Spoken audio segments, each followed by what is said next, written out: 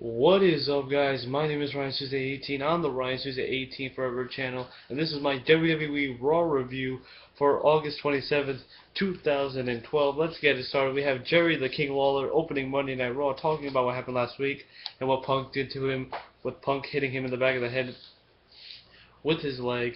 Lawler calls out Punk demanding an apology. Punk comes out with shorter hair, kind of like his straight edge society hair.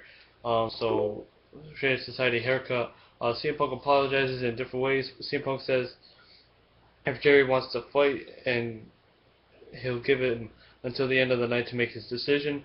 Then we move on is to Ryback defeating Jack Swagger. Pretty much another squash match for Ryback. Jack Swagger is a very good competitor. I'm surprised that WWE isn't pushing him anymore. I don't even know why he's even on WWE programming, not to be rude to any Jack Swagger fans out there. I mean, I'm a Jack Swagger fan, but this guy should be pushed, and he's not getting anywhere in the business as of right now. Then we move on to a Divas match with Layla versus Natalya. A pretty short match due to the fact that Vicky Guerrero came out saying that make sure this match is very quick. So Layla would win, hitting her finishing move on Natalya. So Layla would be your victor.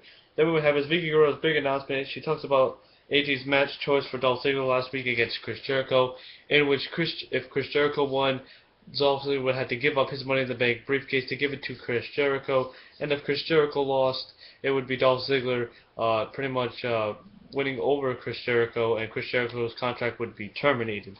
Then we would have is the happy Raw GM AJ Lee comes out, yes chants from the crowd.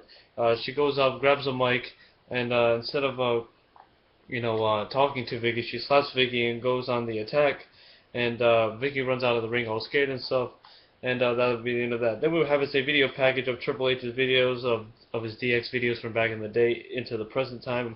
The latest being at the Raw 1000 episode with him, Shawn Michaels, and the other members of T Generation X like Billy Gunn and all those guys. Then we have Jerry Lawler announcing that he will face CM Punk tonight.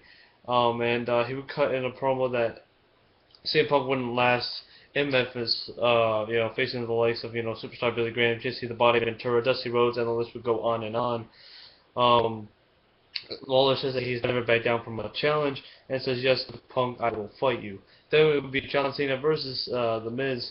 Surprisingly, John Cena wasn't even in the main event, so John Cena would win with the Attitude Adjustment, or was the STF. I wasn't really paying attention to the match.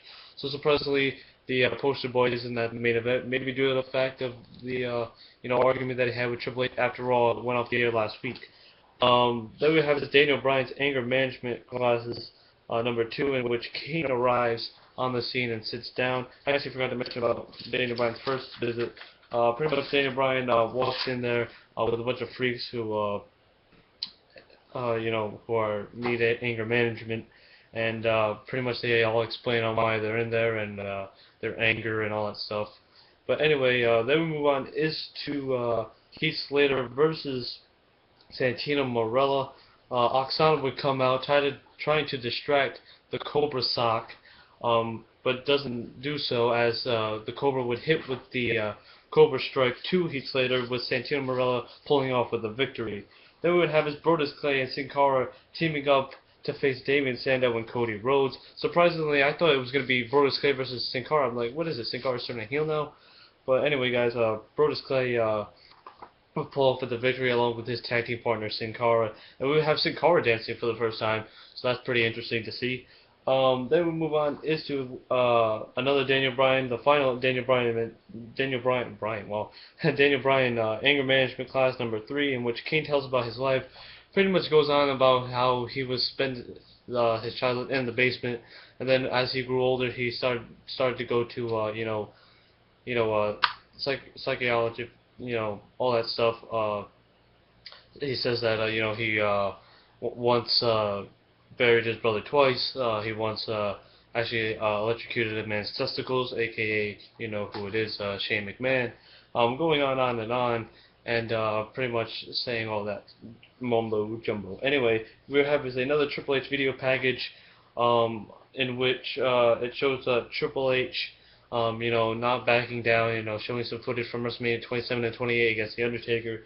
And then we move on to R-Truth versus Daniel Bryan, will the anger management classes help out Daniel Bryan in this match? Apparently no, as R-Truth would joke around with a little Jimmy saying yes, yes, yes to the Milwaukee crowd, and Daniel Bryan would be tossed. Excuse me, guys. R-Truth would toss the mic to Daniel Bryan. Daniel Bryan would keep on saying no to the crowd. He would go to this guy and kept on saying no, no, no, and the fan kept on saying yes, yes, yes. So R-Truth would win via a countout. So congratulations to R-Truth, Little Jimmy, and Kofi Kingston on the announce table. Anyway, we have his Triple H announcing if it's game over for him. Is it time that Triple H hangs up the boots? Is it time that we last see the King of Kings, the Cerebral Assassin, the 13-time WWE Champion, the Game, Triple H? Pretty much, he starts off saying, let's get it over with. If you want to know if I'm retiring, Triple H talks about his career, and he says that everyone goes through a crossroad in their career, and for the first time in his career, he has hit this crossroad due to Brock Lesnar's, him and Brock Lesnar doing that match at SummerSlam and breaking his arm again, kayfabe, not really. But anyway, he doesn't know if he could do it, as in he doesn't know if he could beat Brock Lesnar once again and be the Cerebral Assassin, the King of Kings, the Game, Triple H. And the crowd would go with the "You Can Do It" chant. You can do it chants. Triple H says thank you to the crowd for being always loyal, and he says that every time he walks through the curtain, you guys have always cared. Triple H cries and says his final thank you, and applause throughout the arena, and a thank you 100 chant starts, and we are left with Triple H crying going up the entrance ramp, and we are left with that. So we don't know if Triple H's career is over. Again, this is a storyline, folks. This isn't real, but I can't wait to see what they're going to do. There's been rumors going around that it could be Brock Lesnar versus Triple H Part 2, either at Hell in the Cell or at Survivor Series, most likely at Survivor Series. That way they can pull off with the whole arm injury, because no one's ever gotten out of a broken arm injury in a month. So maybe in 2 months. So we'll see possibly Brock Lesnar versus Triple H at Survivor Series in November. Then we have his Dolph Ziggler and Alberto Del Rio teaming up to face Sheamus and Randy Orton. Pretty much Sheamus would hit the bro kick on Dolph Ziggler and win the match for his team, and we are left with that. Then we have Jay Lawler talks to John Cena backstage, and as he prepares for his match against CM Punk, saying that John, I don't want you to interfere in the match. I'm not winning this match for you. I'm winning it for myself. And well, actually, he says, I'm fighting for myself. I'm not fighting for you. I'm not trying to be rude to him, but you know what I'm saying. Kane would join the announce team, watching Zack Ryder versus David Otunga. Zack Ryder would hit with the Rough Rider, and we have Kane chokeslamming Otunga, and we are left with Otunga left in the ring, and Kane hitting his pyro. Then we would have the main event we have is a steel cage match voted by the WWE Universe. The WWE Universe could have voted on is either a tables match, a steel cage match, or a no disqualification match. Personally, I went on Twitter, I voted for the no DQ match. I'm not going to lie, I'm not going to say, yeah, I voted for the steel cage match because of the main event. No, I'm serious. You guys can check my tweet. It was hashtag no DQ match. So anyway, guys, we have a steel cage match between CM Punk and Jerry Lawler. I had a feeling CM Punk was going to win, and he does pull out the victory, but we'll go into the match. But before that, AJ comes out and announces that it will be John Cena versus CM Punk for the WWE Championship at Night of Champions in Cena's hometown of Boston, Massachusetts, at the TD Garden, and I can't wait to see that go down. You know, Punk and Cena are very talented superstars. I love their feud last summer. It was very built, it was very good. And I can't wait to see these guys go at it once again. I know it kind of gets boring, and it was boring to hear that, it's going to be Cena versus Punk again, but what are you going to do? WWE doesn't push, their younger talents, so what are you going to do? So there's always going to be the same people, in the main event. But anyway, CM Punk would hit with the Anaconda Vice. Lawler taps. We have CM Punk all bloodied up. I believe Jerry Lawler was grinding his face against... was grinding CM Punk's face against the steel cage, which caused Punk to bleed.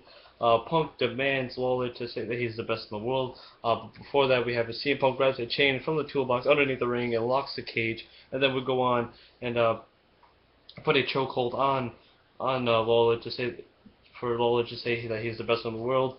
Lawler says hell no, and we have Punk pretty much giving a beatdown to Jerry Lawler. We have seen the demands that the cage be lifted, and it is lifted, and Punk says I'm the best in the world, and we are left with John Cena comforting Jerry the King Lawler. So will Jerry Lawler be at Raw next week? Will they say, oh, you know what, Jerry Lawler's not here tonight due to his injury, and we'll have Josh Matthews? So depending on what happens, let me know what you guys think down below. What are your thoughts on WWE Monday Night Raw of this week? Don't forget to subscribe right here on the Ryan 18 Forever channel. Don't forget to like this video, comment, and once again, don't forget to subscribe, because the more subscribers I get, the more videos I will make, the more in-depth I'll get into this, wrestling for all you guys, because I know my wrestling and I love to share with you guys. Anyway, guys, this has been Ryan 18. I have my St. Louis Cardinals hat on. Go Cardinals. Anyway, guys, this has been Ryan 18 once again. And pretty much this has been it for this video. I'm out, guys. Peace.